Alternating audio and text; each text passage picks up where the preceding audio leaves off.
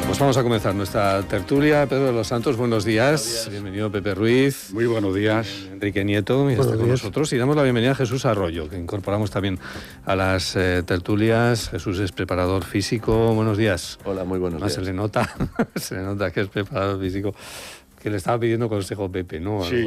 No, estamos hablando del tema del sueño. No, del sueño, que conforme va cumpliendo años uno y nos dice, hombre, eso... Se duerme menos. Sí, dice, pero también es debido a que como cada vez tenemos menos actividad física, lo mismo que nos pasa con la comida, y yo le he dado a Enrique pues una receta, y además gratuita también. 8 horas de azada todos los días. Aquí el profesional me ha dicho que sí, ahora el problema es aguantar 8 horas con la azada. Pongo en tu conocimiento que he sido aficionado a la azada. ¿Ah, sí?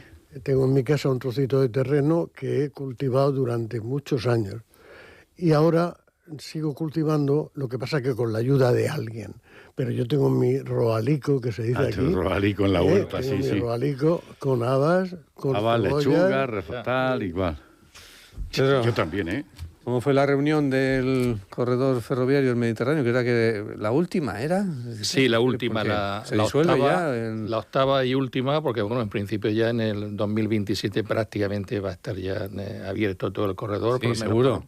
Por lo menos la franja desde Almería a la frontera. Sí, han sido de luego 8 reuniones muy interesantes. Yo he tenido la fortuna de estar en las 8 y sin duda han sido el motor para que llegue a estar el corredor como está. Yo tengo que felicitar pues públicamente pues al presidente de la Asociación Valenciana de Empresarios, a Vicente Boluda y a Juan Roy, que son los que han tirado desde el año 2016 con este quiero corredor y insistir al gobierno, porque hay que pensar que desde el 2013 que se da la autorización por parte de la Comunidad Europea hemos tenido 6 ministros. Empezó Ana Pastor, siguió Íñigo de Lorenzo, siguió Rafael Catalá, siguió el ínclito de Ábalos, tuvimos a Raquel Sánchez y ahora el Óscar Puente. O sea, ni más ni menos que 6 ministros que han ido prometiendo pues unas determinadas fechas, 2020, 2025, ahora 2027 para una parte. Yo sí estoy convencido que en el 2027 Tú eres el experto, va a estar abierto. ¿Has visto las obras en la zona de...? Sí, hemos visto todas las obras. El viaducto de Totana, espectacular que están montando, y luego la salida de Almería hacia Viator, hacia donde está el Viator, donde está la Legión, de la Legión, ahí están haciendo también otro viaducto. Sí, efectivamente, eso va a estar terminado. De hecho,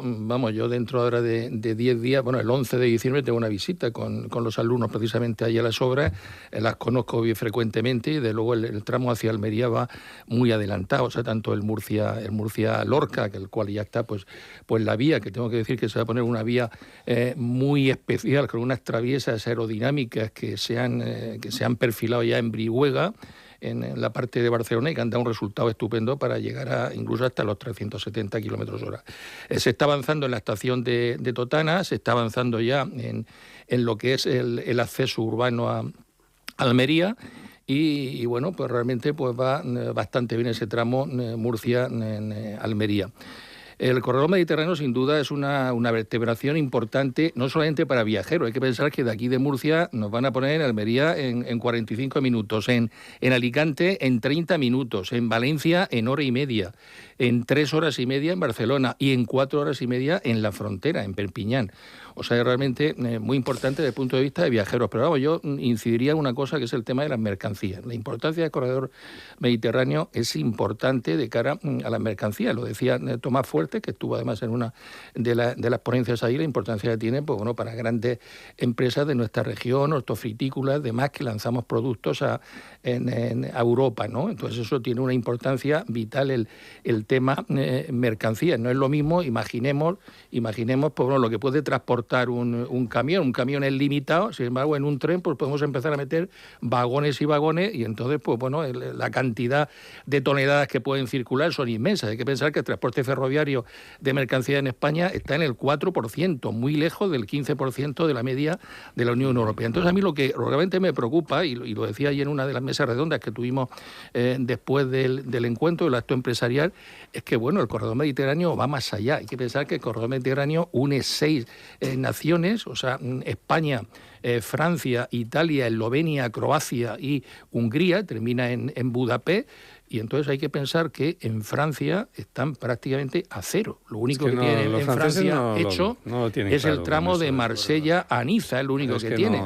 Por ejemplo, de Perpiñán a Montpellier lo tienen totalmente abandonado, y entonces de poco nos va a valer, por lo menos a nivel de mercancías, si los franceses pues no... Están aplicando un criterio de rentabilidad muy estricto en Francia. Y luego, fíjate lo que has dicho, 45 minutos, Murcia-Almería, 230 kilómetros aproximadamente. Murcia-Alicante, media hora, 75 kilómetros. Es que no todo va a ser a 300 por hora, desgraciadamente. Bueno, vamos, Juanjo Pelegrín, buenos días. Vamos. Buenos días. Venga, empezamos por la punta que se dice, por el fiscal general del Estado, o la fiscal general del Estado, de Teresa Peramato, parece que es el nombre que se está barajando esta mañana. Lo va a proponer el Consejo de Ministros, tiene que pasar por el Congreso de los Diputados. Efectivamente. Pues una persona que es jurídicamente solvente, políticamente cuestionable, como estamos acostumbrados desde hace ya bastante tiempo.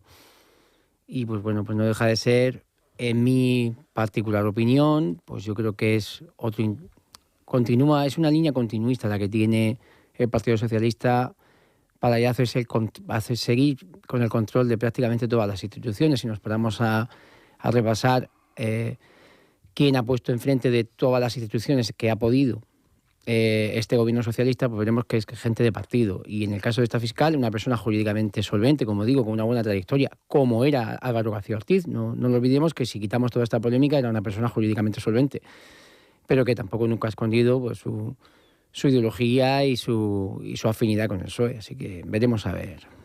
Jesús, ¿qué te parece todo esto? Visto pues me parece, desde tu altura. Desde mi altura me parece todo esto más de lo mismo, suma y sigue, un no parar, y va a continuar todo exactamente igual. El anterior fiscal ha tenido que dimitir, bueno, lo han echado y él luego ha puesto su renuncia, pero lo han echado por la puerta de atrás, sin honores, ¿no? Por la puerta de atrás. Pero es que la anterior la anterior fiscal había sido ministra. Este nuevo nombramiento va a seguir en las mismas. Siguen metiendo las manos donde no deben. Siguen utilizando las instituciones como no deben. Siguen copando las instituciones hasta estrujarlas y pervertirlas. Entonces, no sé, no conozco, no tengo de primera mano quién es esa persona, pero por quién está eligiendo y cómo está eligiendo todas las últimas veces, tengo muy claro que todo va a seguir igual. ¿Más reacciones? Venga, ¿de qué? Bueno, no termino de comprender lo que estáis diciendo. No, se ve que me estoy haciendo mayor. Vamos a ver. En cualquier cuerpo que haya, profesores, fiscales, jueces, hay ideologías. Hay gente que es más de izquierdas, más de derechas. Precisamente en estos cuerpos de fiscales y jueces están incluso en grupos con nombres. Es decir, que no es que sean de izquierdas o de derechas, sino que son del grupo progresista, del grupo más conservador, de este tipo. Entonces, ¿eso es intrínsecamente malo? Absolutamente no. Absolutamente no. La democracia es eso. Gente de varias tendencias de pensamiento conviviendo juntas, que unas veces gobiernan con más poder, tienen más poder unos y otras veces tienen más poder otros. Pero eso es la democracia. Criticar que alguien tenga una ideología es ir contra la democracia. El hecho de que estas personas, o sea, que el Partido Socialista elija ahora a una fiscal de la parte progresista de los fiscales, no tiene por qué ser tendencioso ni intrínsecamente malo. Eso es sencillamente que hay una persona que pertenece a un grupo ideológico y que va a tener un cargo, y veremos el desarrollo de su cargo, cómo lo hace.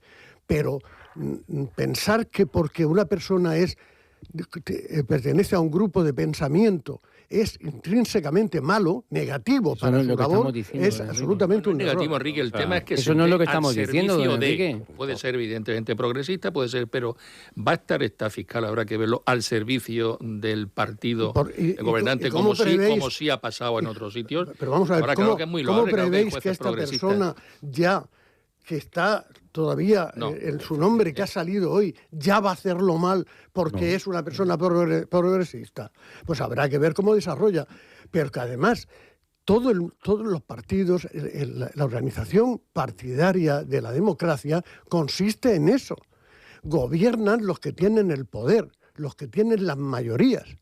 Y es así en todas partes. Claro, y la otra parte es la oposición, que es la que se opone. Ya está. Enrique, ese es el sistema. Enrique, se puede gobernar, efectivamente. A mí lo primero que no me gusta de las asociaciones de jueces y las asociaciones de fiscales es que se les ponga ese adjetivo de eres progresista, con lo cual... Lo pone la prensa. Lo ponen incluso ellos. No, ya. Lo pone la prensa. A mí personalmente no me gusta, ¿no? Porque claro, si tú eres progresista, yo soy un retrógrado total y absoluto. Ese es, las dos. Tú estás en un lado y yo estoy en otro. Partiendo de eso, hombre, si el gobierno ha elegido a una persona es porque va a gozar de la confianza del gobierno y sabe que depende, ya lo dijo, ¿no? Nuestro presidente, de quién depende de la Fiscalía. Eso no quiere decir que esta señora sea mala en absoluto. Yo no lo conozco, ¿no? Yo creo que la mayoría de españoles ahora mismo no sabemos quién es esta señora. Sí, sabemos cosas de ella. Tiene 35 años de fiscal. Sí, bueno, bien. Sí, no, pero pero que se no lo sabe. comentaba Juanjo, que Que en principio se le presupone el valor, ¿no? Y efectivamente, pues una persona, y con tantos años de carrera, y con 62 años, creo recordar, ¿no? Sí, es una mujer madura ya, dentro de la carrera fiscal, como para saber dónde y cómo moverse dentro. Aquí el problema es que inmediatamente, en uno de los poderes del Estado, que debe ser independiente total y absolutamente, sin perjuicio de que el gobierno es el que tiene, en este caso, pues el Congreso, los diputados y senadores tienen la posibilidad de modificar las normas cuantas veces les salga de las narices, así de claro. Y los jueces y fiscales tendrán que acatar esa ley, si no va contra los derechos constitucionales, lógicamente. Pero claro, ella señalar como progresista o como de retrógrado a un fiscal que se le nombre por un gobierno u otro, a mí democráticamente no me gusta en absoluto. A mí porque no me gusta, ya está, pero me parece irrelevante. Se está señalando. Que alguien sea progresista o conservador, cada uno tiene sus ideas particulares y esas son respetables y ya está. Y no puedes pedir a un juez que no tenga sus propias ideas, eso es imposible. No. Y además tiene que haber representación de todo. Ahora lo que pedimos es que se ajusten a la ley. Y lo que pedimos es que a quien sirven no es a un partido, es a los ciudadanos, que se nos olvida. Claro. Por lo tanto, a un juez aún puede pensar lo que piense sobre la religión, sobre lo que quiera, da igual, quiero que aplique la ley y que la aplique con rigor, y que sirva a los ciudadanos. Pero y por estadística, los últimos nombramientos... pero del PP también, no sean, correcto, no del PSOE, sino del PP también. Yo no estoy separando, no estoy diferenciando entre unos y otros. Yo estoy hablando que los nombramientos, y he dicho, señores, hay que sacar las manos de aquí y dejar que estos señores actúen en función de cuestiones técnicas, jurídicas y punto. Y nada más que... Para eso sería necesario, cuando tome posesión esta señora, a ver si tiene la valentía de decir, independientemente que a mí me ha nombrado este gobierno, yo como fiscal me considero totalmente independiente y me ajustaré a lo que dice la ley, punto. Y haré cumplir la ley. Qué triste que tengamos que pedir eso. Ya, es que eso sería lo ideal. Qué triste. Eso sería lo ideal. ¿Tú crees que realmente no va a ser así? Quiero decir, alguien piensa que va a llegar una fiscal nueva, una fiscal superior, y va a dedicarse a mangonear, olvidándose de la ley o aplicando principios que le impongan los de arriba. Mira, los que estamos un poquito dentro del mundo de la justicia, Pedro sabe mucho más que yo también. Bueno, pues esas tendencias se ven. Claro, como en todas partes, Pepe, pero si eso no es malo. O sea, que no. Que las tendencias pues, se dejan para la política y para los partidos políticos. Y para ti y para mí, que yo soy de izquierda y de derecha, ya te he dicho que yo soy del Partido Comunista, Marxista, Leninista, Troquista, de los pueblos de España. Eso es siempre de todos esos partidos. Pero esas ideas que tú tienes o yo tengo, y a mí me nombran, para representar no al gobierno, sino a los 50 millones, ¿no? Somos 50 millones ya de españoles. Sí. Los españoles esperamos de ti, que te han nombrado a ti fiscal, pues una total independencia y no servidumbre de quien te haya mandado. ¿Pero por qué ha de tener servidumbre? Vamos a ver, la mujer del César no sé cómo es, esa frase famosa, ¿no? No tiene que serlo sin aparentarlo. Y para aparentarlo, desde un primer momento tú tienes que decir, yo soy independiente. Y si me tienen que echar mañana o me tienen que quitar de en medio, pues que me quiten.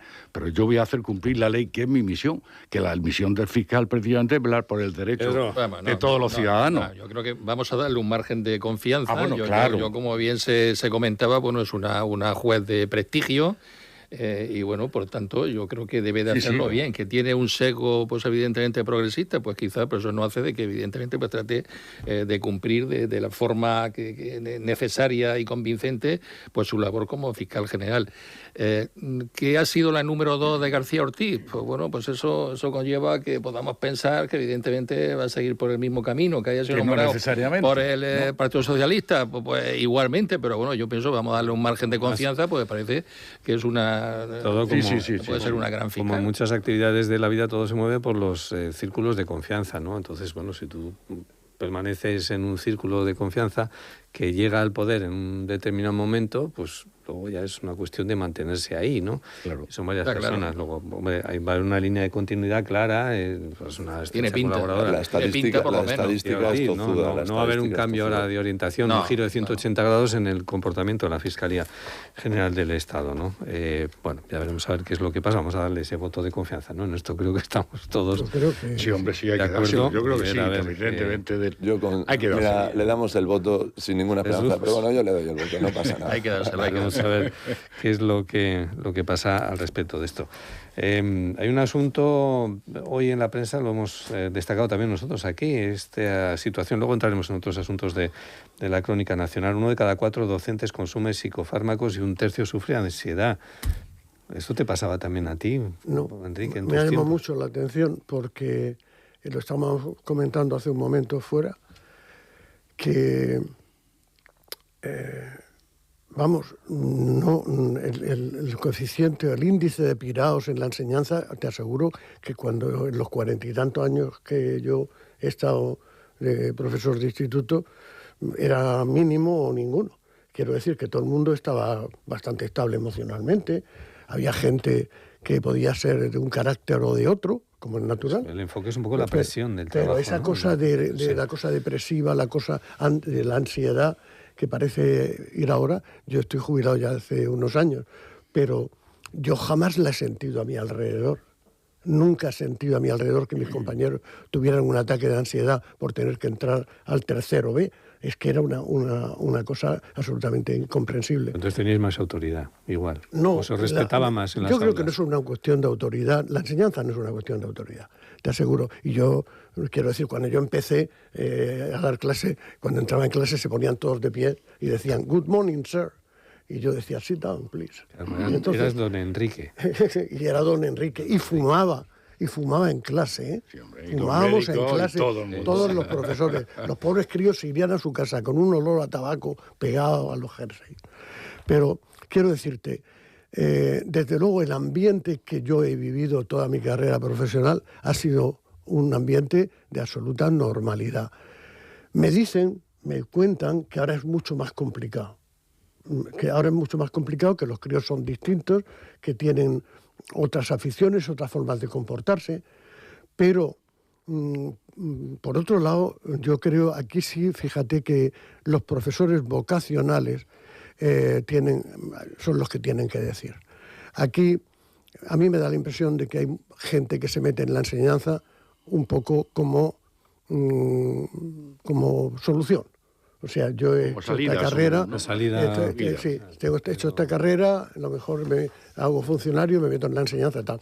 La enseñanza, como tú también sabes, Pedro, que la enseñanza o es vocacional o no es nada. Quiero decir, o tienes tú esa afición, llamarlo como quieras, vocación, afición, o que te guste estar con gente joven y ayudar a formarlos, enseñarles, transmitirles conocimientos, estar atentos a sus temas personales, que eso en la enseñanza media, en la superior que das tu clase, se da menos, pero en la media se da mucho. El que de pronto ves un crío que está triste, que está fastidiado, entonces lo llamas, ¿qué tal?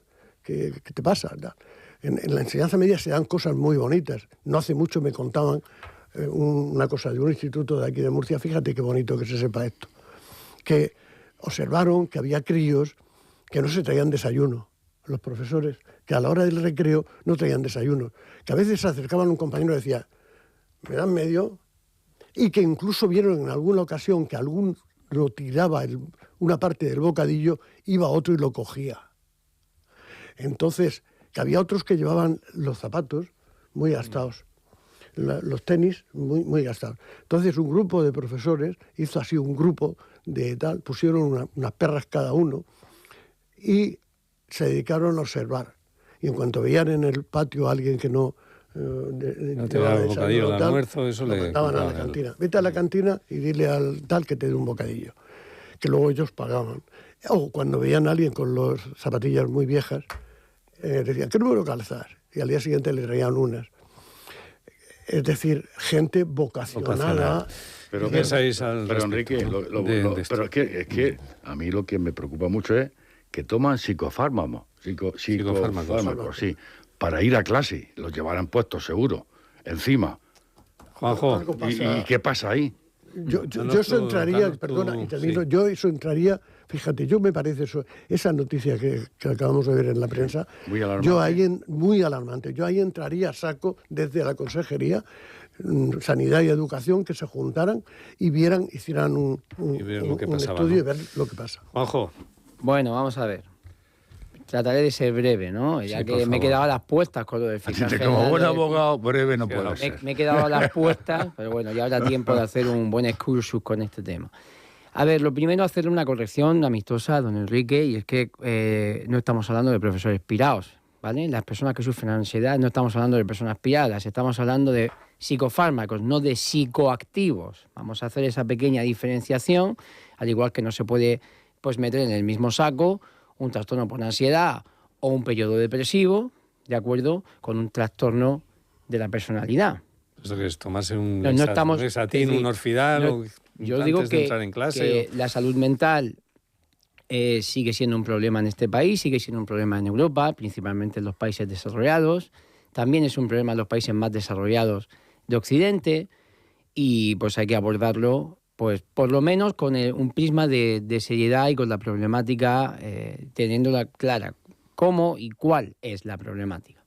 Decía don Enrique que el problema no es la autoridad, es una opinión que comparto al 50%. Es decir, obviamente no se puede basar, no puede descansar ni cimentarse la educación en la figura de autoridad porque los tiempos han cambiado, la juventud ha cambiado y esto de cualquier tiempo pasado fue mejor, yo se lo dejo al gran Jorge Manrique, ¿no? Pero sí es cierto que la autoridad en las aulas por parte del profesorado ha ido disminuyendo.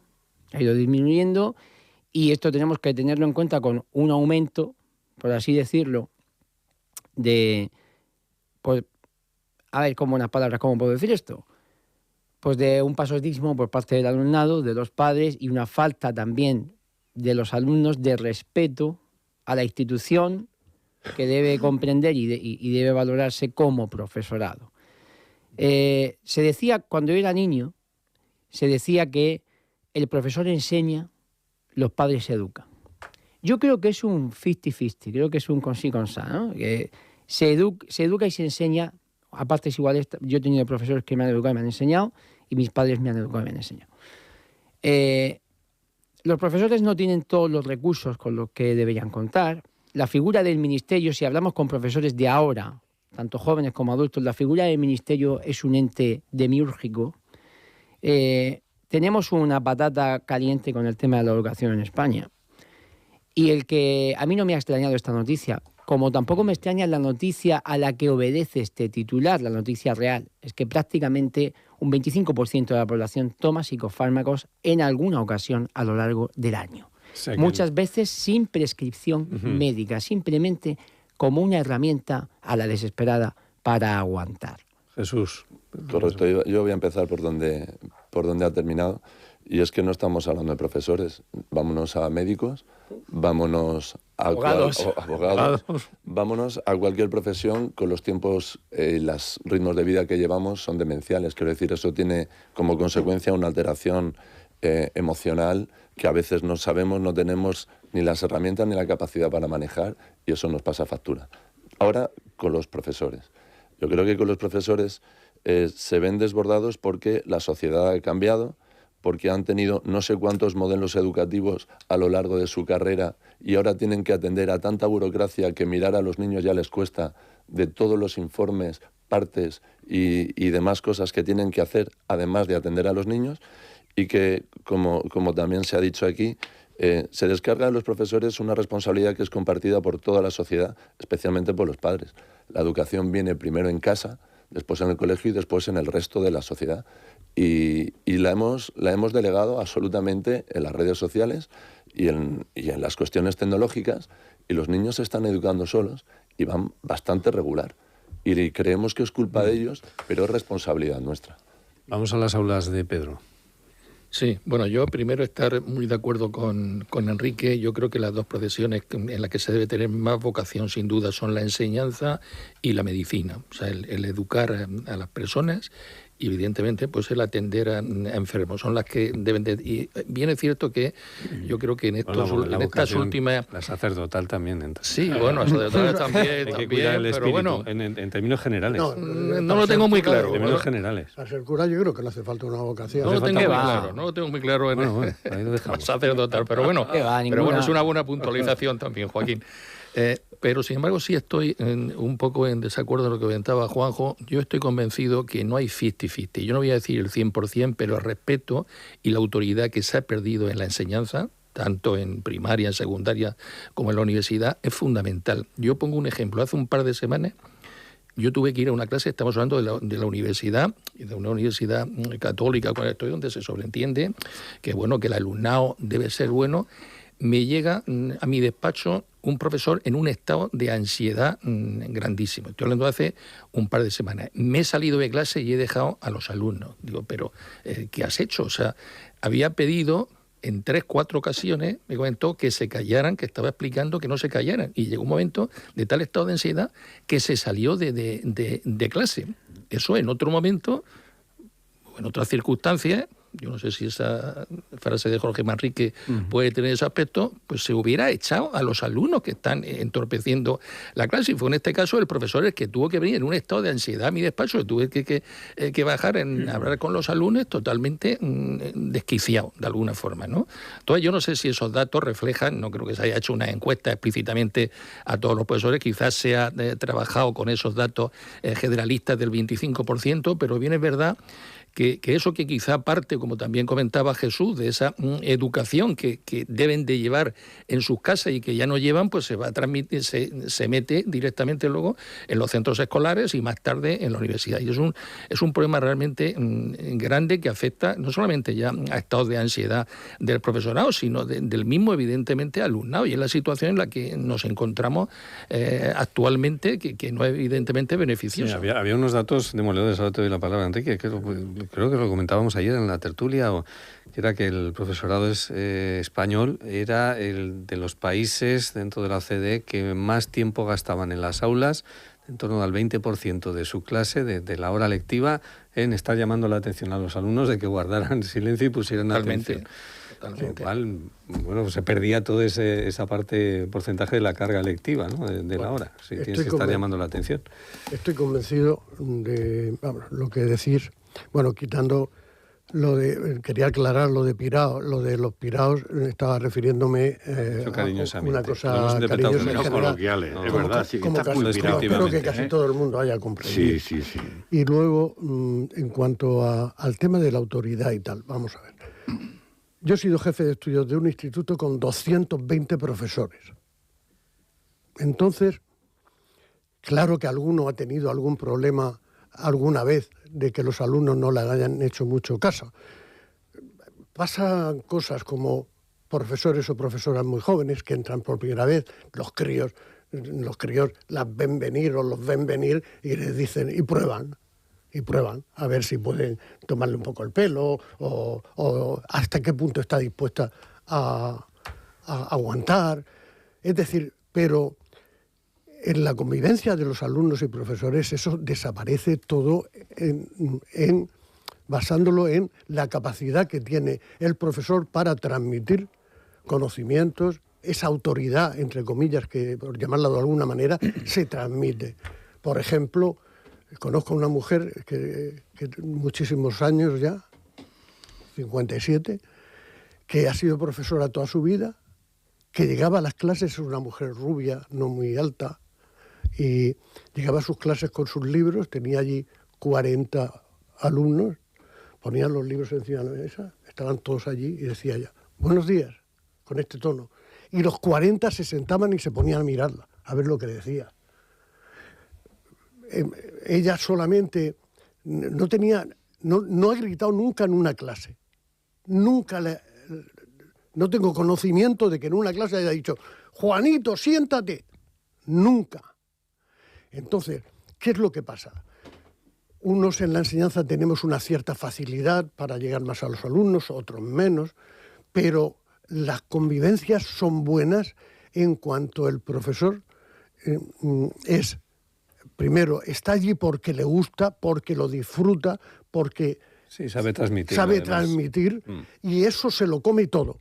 Se come al zagal, a uno que hay allí al fondo que no quiere escuchar, que no quiere tal, acaban los otros volviéndose y diciendo, oye, que no nos dejas escuchar.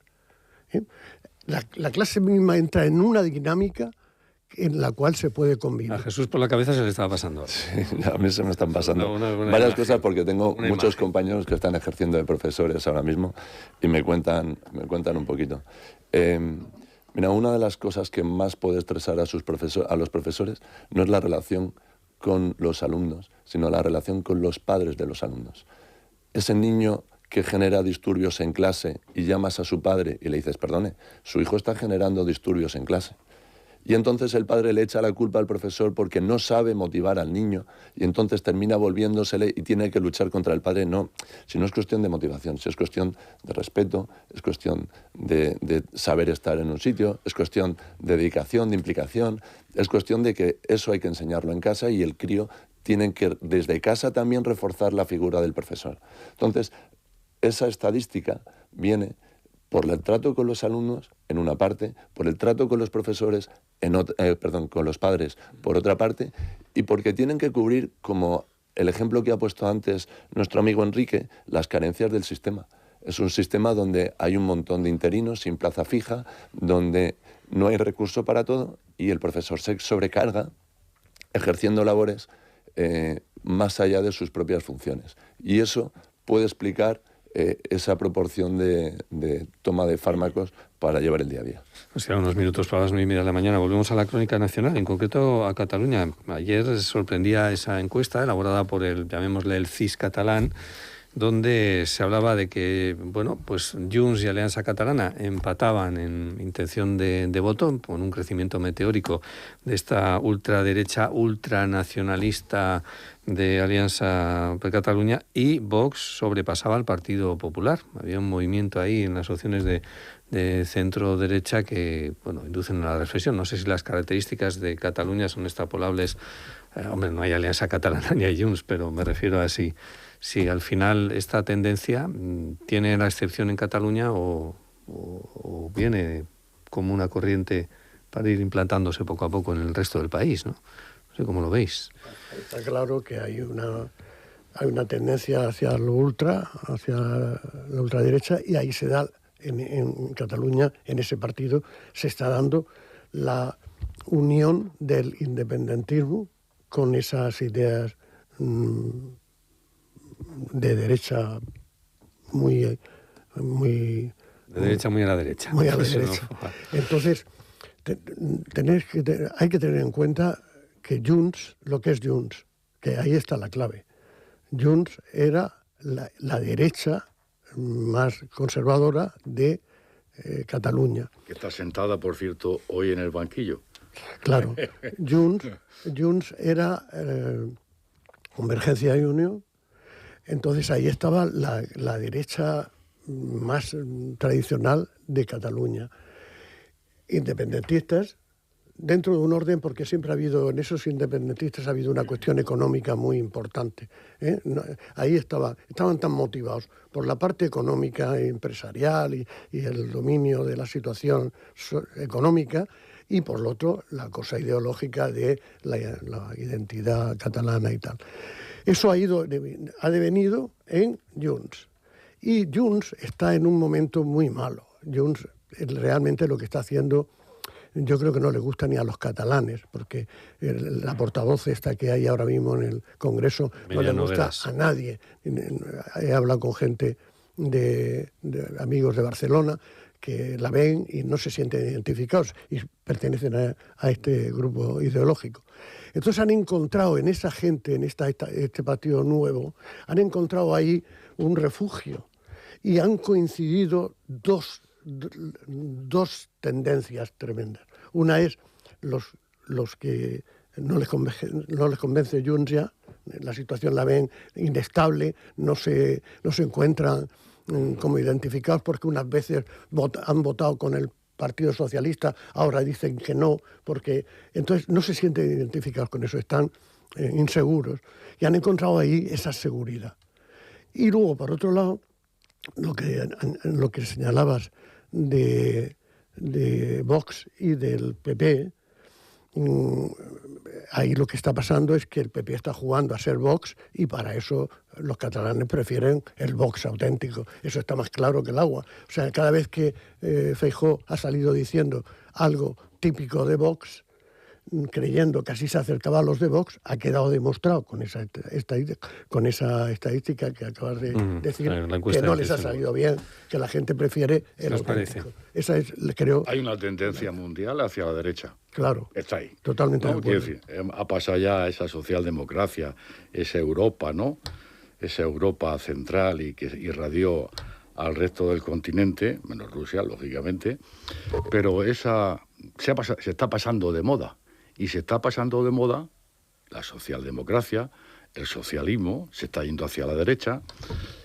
Se ha pasado de moda porque el propio socialismo y la propia socialdemocracia ha propiciado que poco a poco los distintos países se vayan radicalizando, si quieres llamarlo, porque no han cumplido lo que han prometido.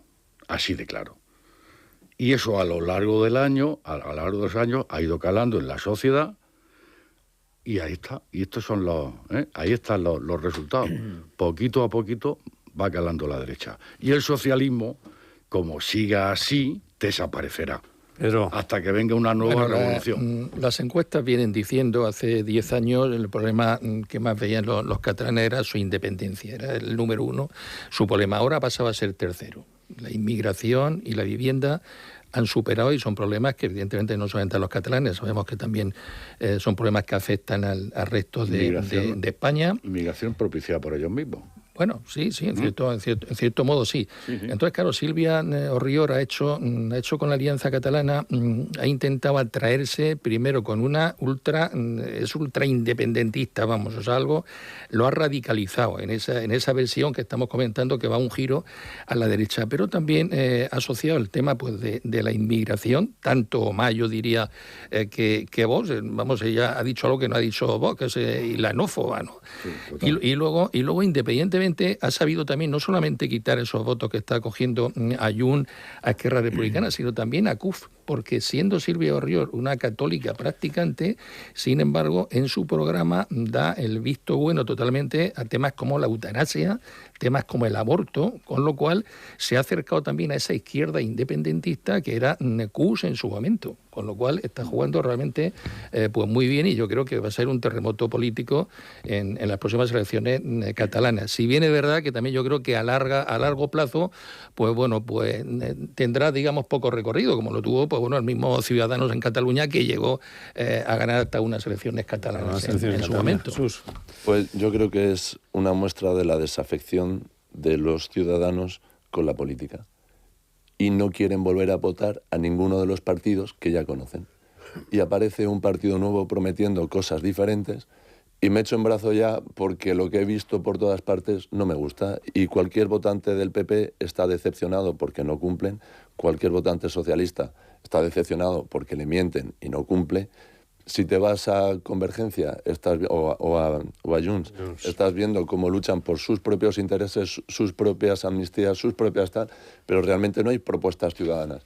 ¿Cuándo se está teniendo debates serios sobre cosas que realmente interesen a la ciudadanía? En realidad son sus peleas y estamos comprando esas peleas, pero no están trabajando por solucionar lo que pasa al día a día en la calle. Entonces el ciudadano se separa, se cansa de eso y se va a ir a cualquier partido que todavía no haya demostrado ese nivel de desafección. En este caso Vox, como todavía no ha copado poder, no ha logrado, no ha llegado a decepcionar como han llegado, pero le pasó a Ciudadanos. Ciudadanos en cuanto llegó pudo y decepcionó, desapareció. No perdonan. Sobreviven PP y PSOE porque de toda la vida tienen un caladero de votos que no se agota, pero para mí es una respuesta a que lo que se está viendo en general no nos gusta. Y entonces votamos a todo aquello que al menos nos prometa y le damos un margen de duda como a la fiscal general. Juanjo, terminamos. Muy de acuerdo con lo que ha estado apuntando Jesús, la verdad.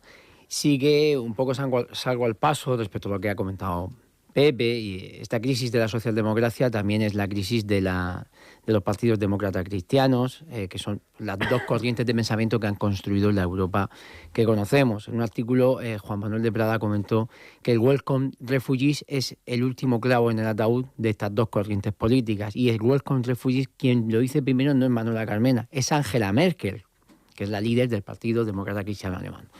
Entonces, quizá lo que más llama la atención es el tema de la inmigración. Estamos viendo cómo Europa está dando pues un cambio de timón respecto a esto. Se han endurecido las medidas antimigratorias en prácticamente todos los países. A la cola precisamente está España, como también era de esperar.